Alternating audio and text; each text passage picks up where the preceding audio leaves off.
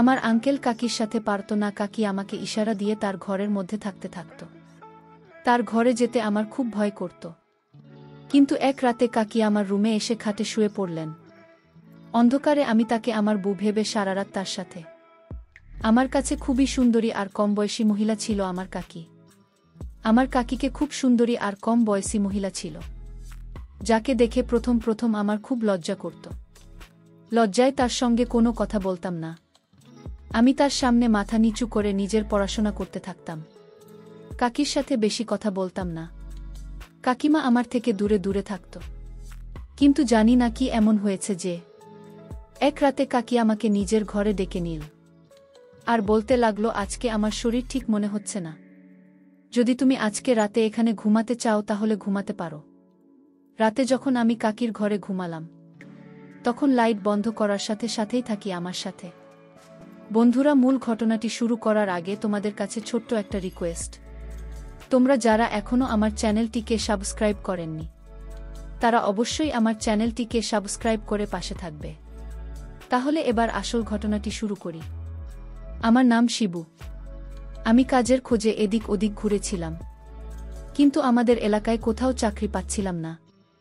একদিন আমার বন্ধু জিৎ আমাকে বলল যে কলকাতায় ওর একা থাকে, সেখানে গেলে তাকে কোনো না কোনো কাজে ঢুকিয়ে দেবে। আমি খুব বেশি পড়াশোনা জানতাম না। আমি কোনো রকমে মাধ্যমিক পাশ করেছিলাম। আমার একটা কাজের খুব দরকার ছিল, তাই বাধ্য হয়ে আমি আমার বন্ধু জিতের কাকার বাড়িতে গেলাম। ওর কাকা আমাকে নিজের বাড়িতে একটা কাজ দিয়ে দিল। যখন আমি সেই বাড়িতে গেলাম তখন আমার মালিক মানে আমার বন্ধুর কাকা, যাকে আমি আঙ্কেল বলে ডাকতাম, তিনিও আমাকে কোনো প্রশ্ন জিজ্ঞেস করলেন না। শুধু আমাকে একটা কাগজ দিয়ে বললেন, এই অ্যাড্রেসে চলে যাও। যে অ্যাড্রেসটা আঙ্কেল আমাকে দিয়েছিলেন সেটা কোনো এক ডাক্তারের ছিল। আঙ্কেল বলতে লাগলেন যে এই ডাক্তার আমার বন্ধু সেখানে গেলে সে তোমার কিছু টেস্ট করবে। যদি সেই টেস্টের রিপোর্ট পজিটিভ হয় তাহলে তোমাকেই কাজ দিয়ে দেব, না হলে নয়। আঙ্কেলের কথা শুনে আমি হতবাক হয়ে গেলাম যে আঙ্কেল আমার কি ধরনের টেস্ট করাতে চাইছেন। আমি খুব টেনশনে ছিলাম যে এটা এমন কি কাজে টেস্টের রিপোর্ট ঠিক হলে পাবো, না হলে না। যদিও আমার খুব টেনশন হচ্ছিল, কিন্তু আমি কি আর করব, এই সময় আমার একটা কাজের খুব দরকার ছিল। তাই আমি মালিক মানে আঙ্কেলের দেওয়া অ্যাড্রেসে চলে গেলাম। ডাক্তার আমার অনেক রকম টেস্ট করল, আর কিছু সময় পরে রিপোর্ট এল। তিনি আমাকে সেই রিপোর্ট দিয়ে দিলেন। আমি বাড়িতে এসে সেই রিপোর্ট আঙ্কেলকে দেখালাম। রিপোর্ট দেখে তিনি বললেন, খুব ভালো, তোমার শরীর স্বাস্থ্য ভালো, দেখতেও তুমি খুব ভালো, রিপোর্টও তোমার ঠিক আছে, তাই এই কাজটা তোমাকে দিচ্ছি। তুমি কাল থেকেই কাজে চলে এসো। আমার বিশ্বাস হচ্ছিল না যে এত বড় মানুষ এত সহজে আমাকে চাকরিতে রেখে দিলেন।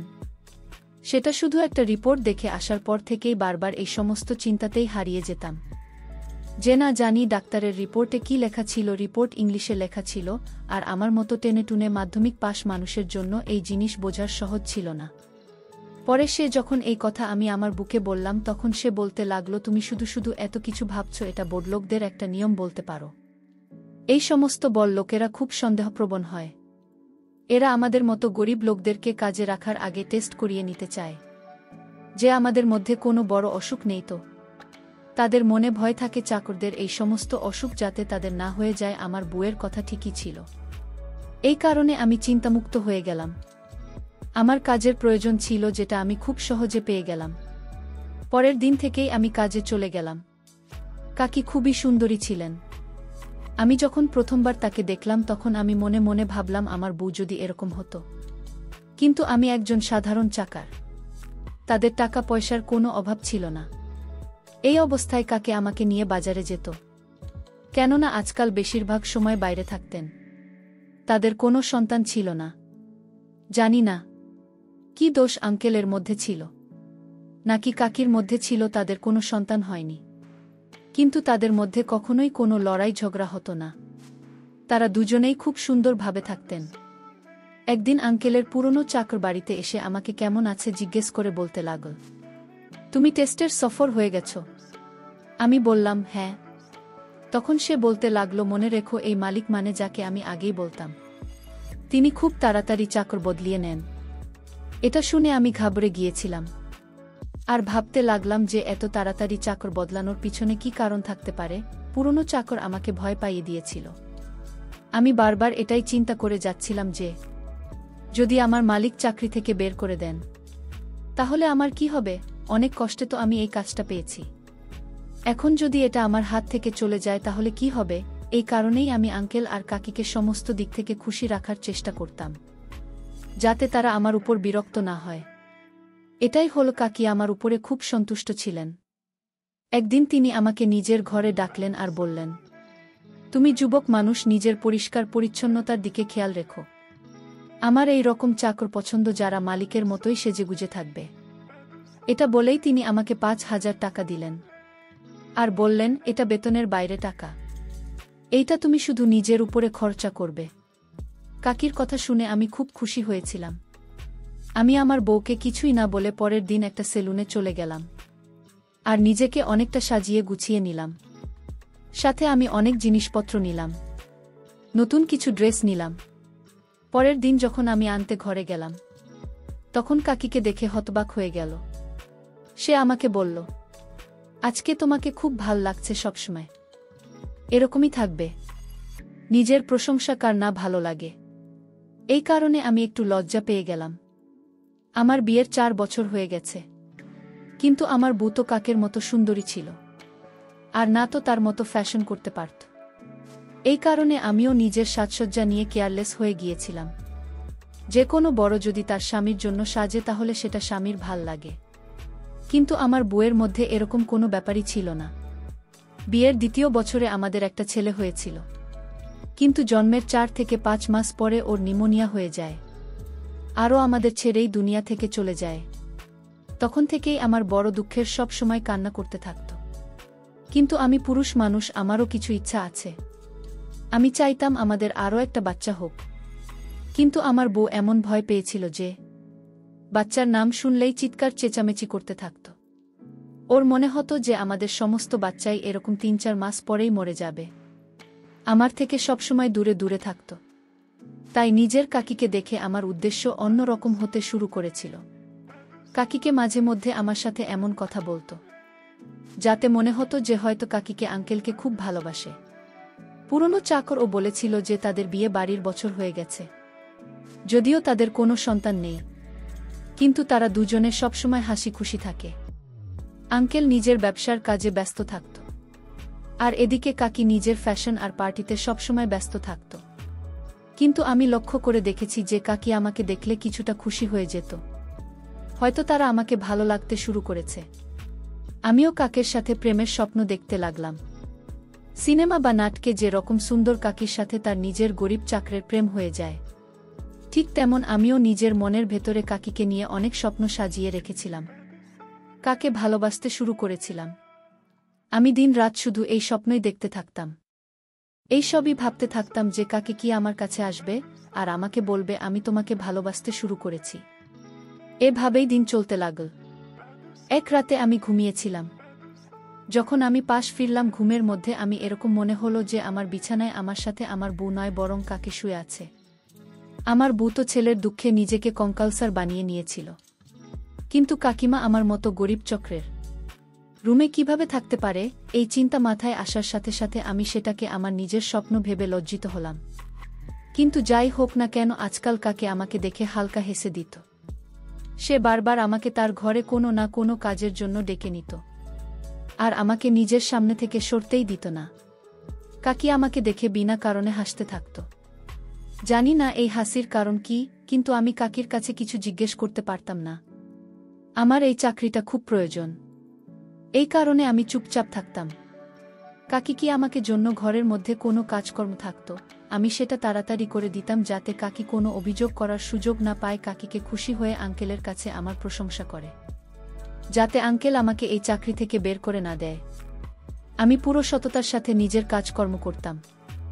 এরপর একদিন হঠাৎ কাকির শরীর খারাপ হয়ে গেল। তিনি অসুস্থতায় পড়ে গেলেন। আমি কাকিকে হাসপাতালে নিয়ে গেলাম আর আঙ্কেলকে ফোন করে এই খবর জানিয়ে দিলাম। আঙ্কেল কয়েক ঘন্টা পরে হাসপাতালে চলে এলেন। এর কিছু সময় পরেই আঙ্কেল আর কাকিকে যখন হাসপাতাল থেকে বাইরে বের হলো, তখন তাদেরকে খুব খুশি দেখাচ্ছিল। পরের দিন আমাকে বলল যে আমি মা হতে চলেছি। ওই দিনই আঙ্কল আমাদের সবাইকে মিষ্টি খাওয়ালো আর সবাইকে কিছু কিছু টাকাও দিল। এসব দেখে আমিও খুব খুশি হয়েছিলাম, কিন্তু আমার এই খুশি খুব বেশি দিন স্থায়ী হল না। এদিনের পর থেকে আমার দিকে চোখ খুঁটিয়ে দেখত না।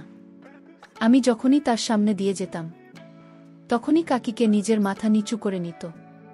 না জানি তিনি কি করেছেন, তার বেশিরভাগ কাজকর্ম চাকরানি করে দিত। এখন কাকি বাইরে যাও কম করে দিয়েছে। এই কারণে কাকের সঙ্গে দেখা সাক্ষাৎ প্রায় হয় না বললেই চলে। কিছুদিন তো আমার মন খুব খারাপ ছিল। আমার কাকিকে দেখার অভ্যেস হয়ে গেছিল। জানি না কখন থেকে আমি কাকির ব্যাপারে এত ভাবতে শুরু করেছিলাম। হয়তো কাকির প্রতি আমার ভালোবাসা হয়ে গিয়েছিল। কিন্তু সাধারণ চাকর ছিলাম। আমাকে চাকরি করতে হবে, এই কারণে আমি বাড়ির কাজকর্মের উপরে খুব মন দিতে শুরু করলাম। এভাবেই কাটতে লাগল। আর তারপরে সে দিন এসে গেল যখন কাকি এক বাচ্চার মা হল। কিন্তু আঙ্কেল এখন আগের মতো খুশি থাকত না। সে সবসময় টেনশনে থাকতে শুরু করেছিল। আমি বুঝতে পারছিলাম না যে আঙ্কেলের মধ্যে নিজের প্রথম সন্তানের খুশি কেন ছিল না। যখন আমি প্রথমবার বাবা হয়েছিলাম তখন আমি জেন হাতে উঠেছিলাম, কিন্তু আঙ্কেল খুব অস্বস্তিতে ছিল। যেন বাচ্চা নয়, তার বাড়িতে কোনো আতঙ্ক আসতে চলেছে। এক রাতে আঙ্কেল আমাকে নিজের ঘরের মধ্যে ডাকলেন আর বললেন, এই পুটলিটা নিজের কাছে রাখ। আর আমার বুঝে বাচ্চার জন্ম দিয়েছে, তুমি সেই বাচ্চার জায়গায় এই পুটলিটা রাখবে আর চুপচাপ ওই বাচ্চাটাকে উঠিয়ে নিয়ে চলে আসবে। এরপরে দূরে কোনো নদীতে ফেলে দিয়ে আসবে। আমি আঙ্কেলকে কখনো কোনো প্রশ্ন করিনি। এই কারণে আমি আজকেও এটা জিজ্ঞেস করলাম না যে আপনি যে সন্তানের আশায় পুরো 12 বছর অপেক্ষা করেছেন তাকে মারতে চাইছেন কেন। যাই হোক, আমি তার হুকুমের উপরে মাথা নাড়িয়ে দিলাম। কিন্তু আমি বারবার এই কথাটাই ভাবতে থাকলাম যে আঙ্কেল নিজের বাচ্চাকে কেন মারতে চাইছে। আমার হৃদয়ে এটা কোনো মতেই মানতে চাইছিল না যে আমি কোনো নিষ্পাপ বাচ্চার জীবন শেষ করে দিব। আমি খুব অস্বস্তিতে থাকলাম যে রাতে আমি কিভাবে করব। রাতের বেলা কি তার নিজের বাচ্চার পাশে নিয়ে বিছানাতেই ঘুমিয়েছিল। আমি লুকিয়ে লুকিয়ে তার ঘরে গেলাম। আমি চোখ বন্ধ করেছিল। আমি তাকে খুব ভালোভাবে তাকিয়ে তাকিয়ে দেখলাম কাকি এখনো খুব সুন্দরী লাগছিল। তার সুন্দর চেহারা দেখে আমার মন চাইছিল, কেননা যদি আমি বাচ্চা নদীতে না ফেলে দেই তাহলে সে আমাকে আমার চাকরি থেকে বের করে দেবে। আমি চুপচাপ আঙ্কেলের দেওয়া সেই পুটলিটা সেখানে রেখে বাচ্চাটাকে উঠিয়ে দিলাম। কিন্তু জানি না কিভাবে যেন কাকি জেগে উঠল। সে আমাকে দেখে হেসে দিল। কাকি সে রকমভাবে হেসে দিল যে এরকম সে আগে আমাকে দেখে হাসত। আমি বাচ্চাকে মধ্যে লুকিয়ে নিলাম। কাকি বাচ্চাকে আমার হাতে দেখে নিয়েছিল। তাই তো সে বলতে লাগল, তুমি কি একে মারতে চাইছে? আমি চুপচাপ হয়ে গেলাম। কাকে আবার আমাকে জিজ্ঞেস করল, তুমি কি এইসব কিছু তোমার আঙ্কেলের কথায় করেছ? তাই তো। আমি হাতে নিজের মাথা নাড়িয়ে দিল। কাকি আমার দিকে তাকিয়ে বলতে লাগল, এই লোকটা খুবই নির্দয় মানুষ। আমি তোমার বিছানাতে এর কথাতে গিয়েছিলাম, কিন্তু এখন এই লোকটাই নিজের কথা থেকে পিছিয়ে গিয়েছে। এখন এই বাচ্চা চাই না। কাকির মুখে এই কথা শুনে আমি চমকে উঠলাম আর বললাম, আমার ঘরে আর আপনি আমার হতভম্ব ভাব দেখে। কাকি বলতে লাগল, তোমার আঙ্কেল এই বাচ্চাকে এই কারণে মারতে চাই যে সে এই বাচ্চার বাবা না। কিন্তু তুমি কেন মরতে চাইছ? তুমি তো এই বাচ্চার বাবা। এই কথা শুনে আমার তো হুঁশ উড়ে গেল। আমি একজন সাধারণ চাকর, আমি বাচ্চার বাবা কিভাবে হতে পারে? আমি আজকে বললাম, আপনি মিথ্যা কথা বলছেন। আপনি নিজের বাচ্চাকে বাঁচাতে চান, এই কারণে আপনি আমাকে এই বাচ্চার বাপ বানিয়ে দিচ্ছেন যাতে আমি একে জীবিত ছেড়ে দিই। আমি একজন সাধারণ চাক।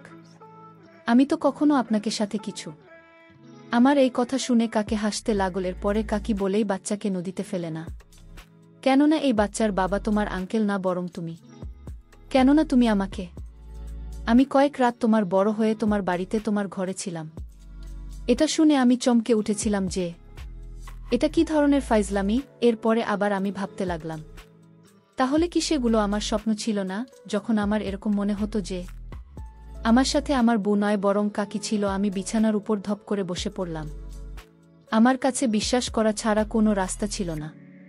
কিন্তু আমি হতবাক ছিলাম যে এত সুন্দরী মালকিন যাকে আমি কাকে বলতাম, সে আমার সাথে এসব কেন করছিল। এই কথাটাই যখন আমি কাকির কাছে জিজ্ঞেস করলাম তখন সে বলতে লাগলো আমি খুব সুন্দরী ছিলাম। কিন্তু আমার জন্ম গরিব পরিবারে হয়েছিল, অভাবের তাড়নায় আমার বাবা আমাদের সবাইকে নিয়ে শহরে কাজ করতে এসেছিল। এখানে আমার দেখা তোমার আঙ্কেলের সাথে হয়েছিল। আমার ছোটবেলা থেকেই বলল খাবার খুব স্বপ্ন ছিল। যখন তোমার আঙ্কল আমাদের বাড়িতে আমার সম্বন্ধ পাঠাও, তখন আমি তাড়াতাড়ি করে হ্যাঁ বলে দিয়েছিলাম, কেননা আমি খুব তাড়াতাড়ি বড়লোক হতে চাইতাম।